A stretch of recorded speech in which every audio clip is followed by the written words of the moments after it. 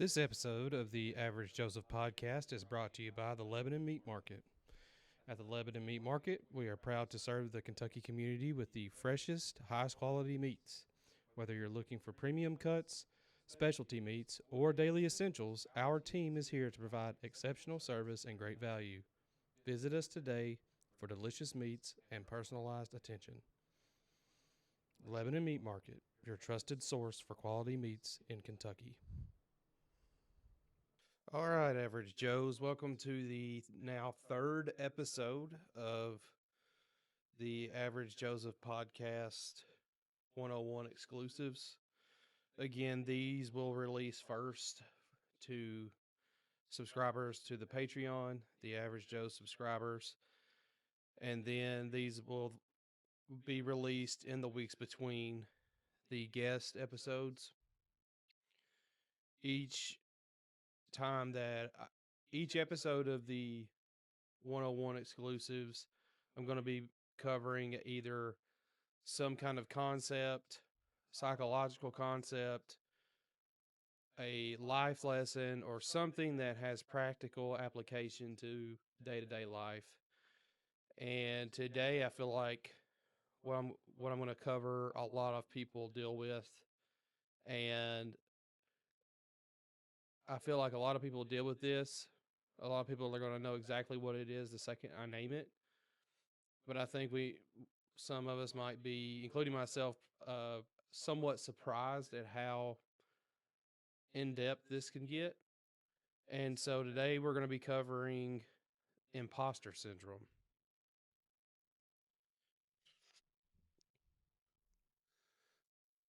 In my experience, imposter syndrome is this underlying belief or gut feeling that I have to maintain a certain level of performance almost as a mask, because if I don't maintain that, then the cracks are going to show through and I'm going to be found out for the supposed fraud that I am.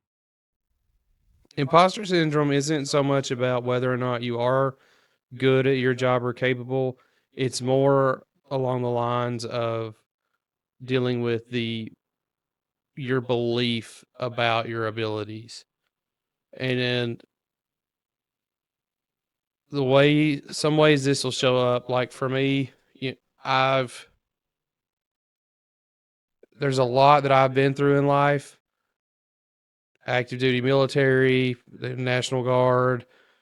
I've spent time as enlisted infantry officer, went to college, had like a 3.75 GPA. Like, it's not, stellar, but it's not awful either. Then I went on to get a master's degree in social work, and then went on to get a clinical certificate within that degree program, passed my clinical exam, on the first try. And I've been practicing full-time counseling for the last 2 years. And so when I look back at that, I can accept the fact that I'm a counselor, but if someone were to tell me that I was a good counselor or a good therapist, regardless of whether or not that's true, there are times where my awareness of my own personal flaws will cause me to believe, or at least feel, as if I'm not a good counselor, or I'm not even that I'm not a good counselor, but like I'm not competent, even though the things that I have done would require someone who demonstrates competence. There's, for whatever reason, a hyper focus on my personal flaws. And there's this underlying belief that if these personal flaws came out, that would be an indicator that I'm actually not competent. I'm not capable of doing my job. I'm a fraud. And usually these things are very, I would say all of them are very minor, like getting a note kicked back because I had the wrong CPT code in there, or it was a family session and I'd put client only instead of client and, client's mother or spouse or whoever. Because in my brain, like, these are simple mistakes, and I've been doing this for 2 years, so why would I still be making this mistake? But it's really what the issue is I'm doing these notes at the end of the day after talking to people. My brain is not worried about the polished nature of the note so much as getting the accuracy of the meat of the note, like what went on during the session and treatment planning going forward. Another would be like setting goals at the beginning of every year. I think that this past year I set 3 goals for myself. I've accomplished 2 of those. I've partially accomplished the third, and because I've only partly accomplished the third, there's this sense that I'm like not what I'm supposed to be. Even though arguably me even partially having it completed in some people's eyes, like if I was having this conversation with someone else, or if they were having this conversation with me and they told me what they've done to meet this goal, I would say that they have it, like arguably they have the goal met already, but it's because someone could say that this is wrong. That to me means it's all wrong. And that's not entirely to do with imposter syndrome, but it ties into it. Like it's just as like it falls under the umbrella of what imposter syndrome encompasses. All right, so practically imposter syndrome. All right, so tentatively this is titled Imposter Syndrome: Why You Feel Like a Fraud. Have you ever felt like you don't deserve your wins or like you're faking it? Imposter syndrome makes high achievers doubt their own brilliance. But today, we're unmasking this thief of confidence and taking it down. Generally speaking, imposter syndrome is a nagging belief you're not as good as others think despite evidence. It affects roughly 70% of people, especially women, minorities, and high performers. An example is you ace a project but think they'll find out I'm a hack. Maybe you did really good on a project, but you have this nagging belief that it was a fluke. And if someone scrutinized it enough, there would be some lacking, there would be some portion of it that's not satisfactory. And because of that, it's all bad. It was all a fluke and you're a fraud and you don't want people to know that. And again, this is perceived by you. It doesn't mean that it's actually there. It doesn't mean it's actually a real or a tangible flaw, but you perceive it to be. Today, I'll talk about the roots of doubt. So, perfectionism, comparison, and past criticism. Perfectionism is, only perfect feels valid. Anything less means that you're a fraud. Comparison, it occurs when you measure yourself against others' highlight reels. And then past criticism, old voices, these could be parents or teachers, echo that you're not enough. An example could be I got a promotion but thought they made a mistake. Even though the board or whoever elected you or hired you rather did a very thorough, evaluation and review of you and all the other candidates and they picked you, it doesn't feel like a valid pick. Like you feel like there's something that they didn't see or pick up on. And again, I keep using this word feel like, so there's a lot of emotional reasoning involved in this too. So it's not tangible. It's more about this emotional and internalized belief or feeling that we have, even though there's no justifiable or rational criticism that would validate this feeling. It's more like we're using this feeling to validate the criticism, or we're using this feeling to add weight to the criticism versus letting the criticism inform how we should truly approach or think it. Imposter syndrome does cause harm. We see this in self-sabotage. It causes burnout, and it's a joy killer. Self-sabotage means you avoid risks like not applying for your dream job. Even though you may meet all the qualifications, like on paper, you may have this nagging belief inside that, yeah, you meet it on paper, but at the heart of it, you just really don't feel like you do. Like, and so you just don't even try. That's that self-sabotage. It leads to burnout because you could be overworking to prove you're worthy. I have experienced this. I try not to do this anymore. I try to set limits and boundaries for myself,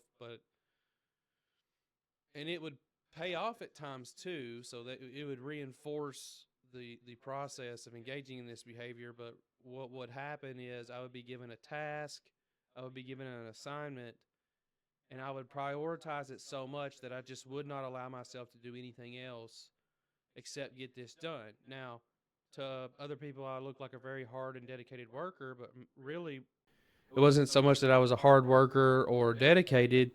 It was more to do with the fact that I needed to prove myself. And those are not the same things.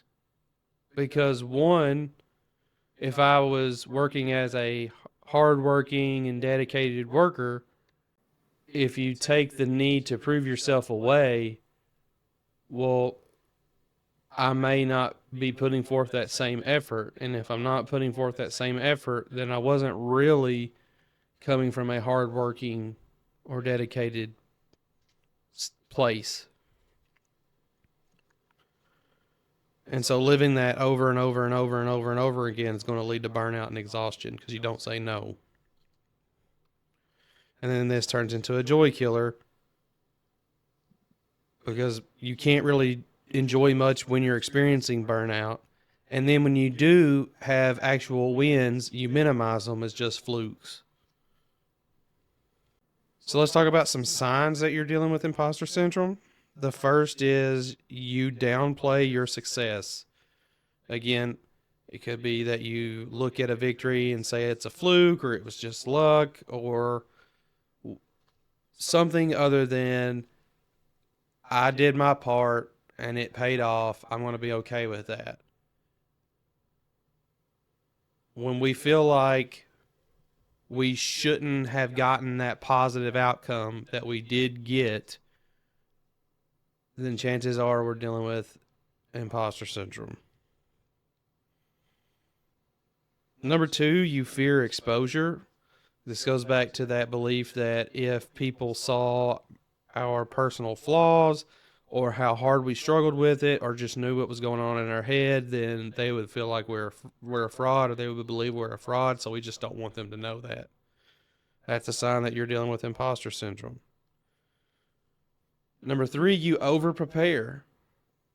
An example of over-preparing would be 10 hours of preparation for a 10-minute talk.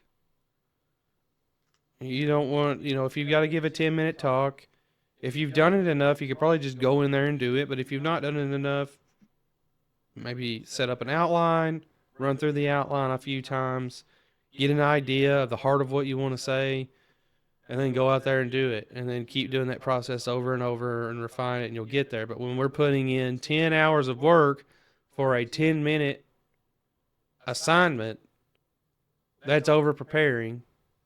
We're really downplaying our ability to be able to go out and do these things that are asked of us.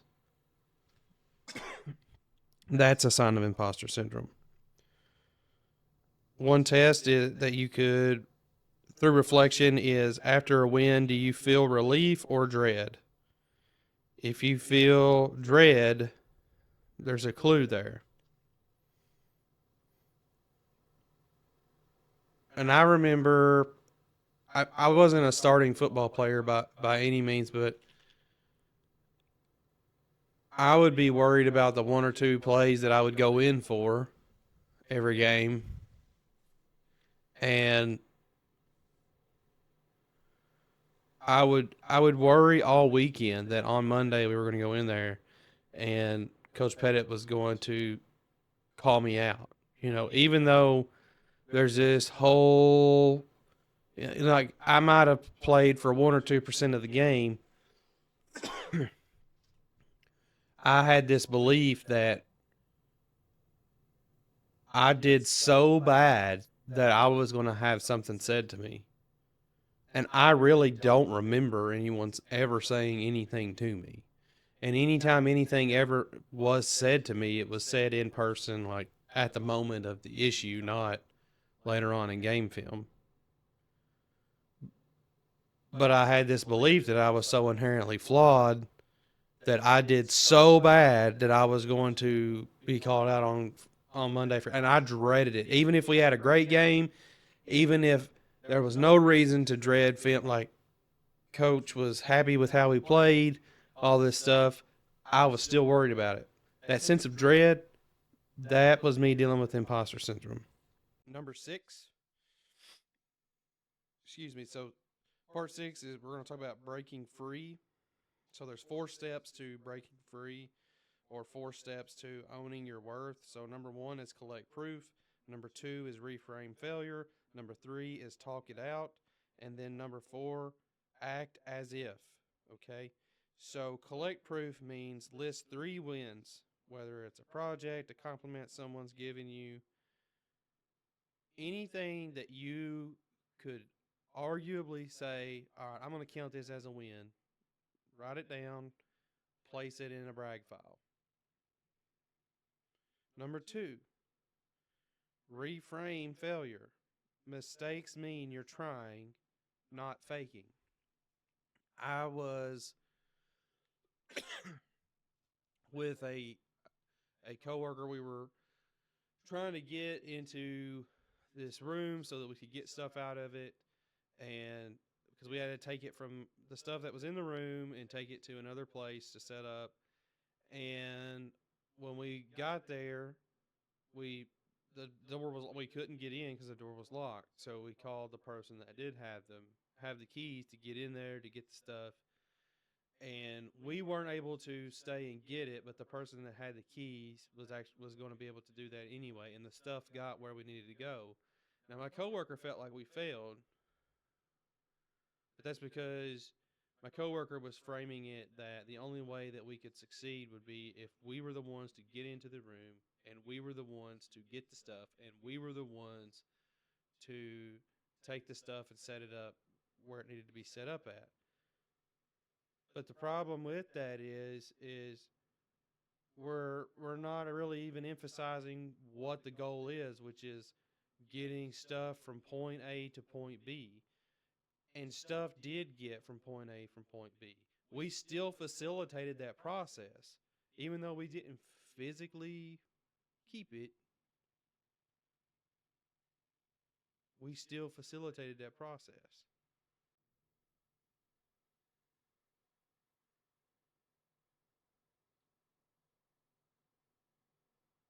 Even though we didn't physically grab it, we still facilitated that process.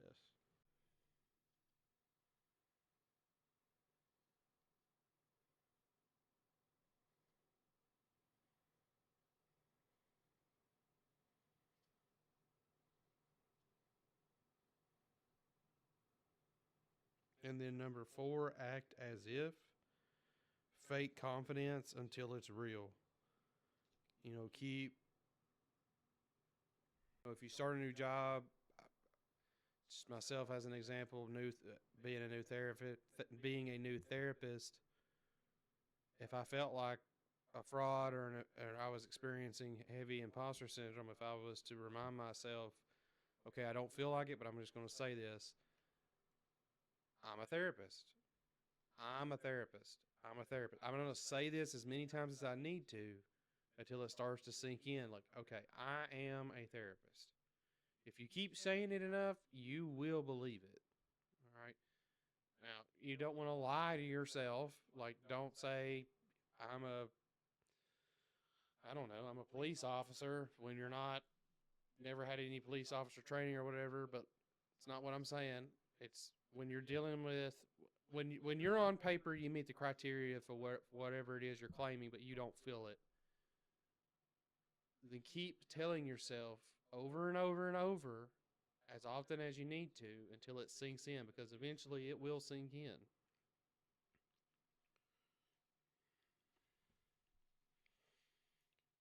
Number 7, start talking about how we can help others that deal with it. So validate their wins.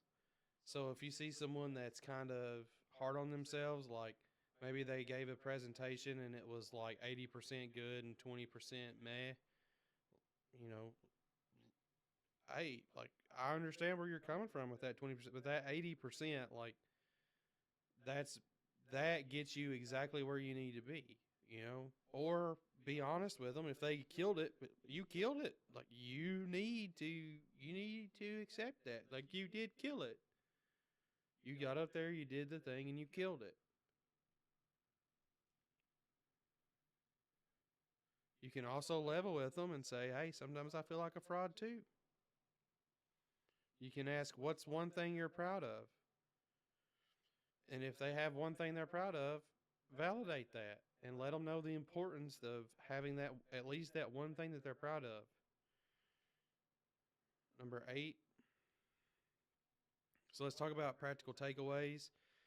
There's a 7-day worth it challenge that goes along with this lesson. So day 1 would be to write 3 things you've done well, big or small.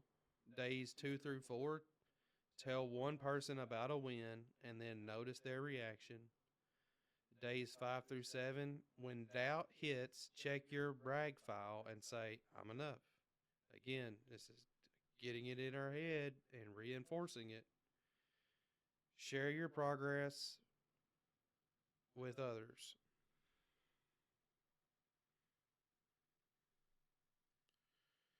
All right, so we've talked about imposter syndrome.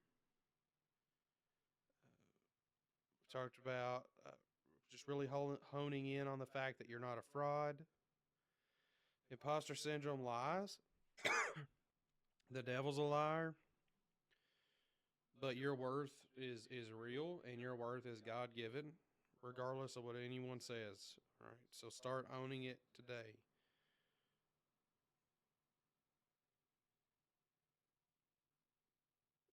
Next time, we're going to talk about moral licensing. Again, these episodes go up on Patreon first to subscribers, and then will be released every other week, opposite of the guest episodes. If this video has either helped you or you related to it in any way, please comment down below. Give this a like. If you're on YouTube, like, subscribe, however you want to. That stuff means a lot, and it helps the channel get out there, guys. All right, I love you. God bless you, and I hope that you are able to have a good Thanksgiving.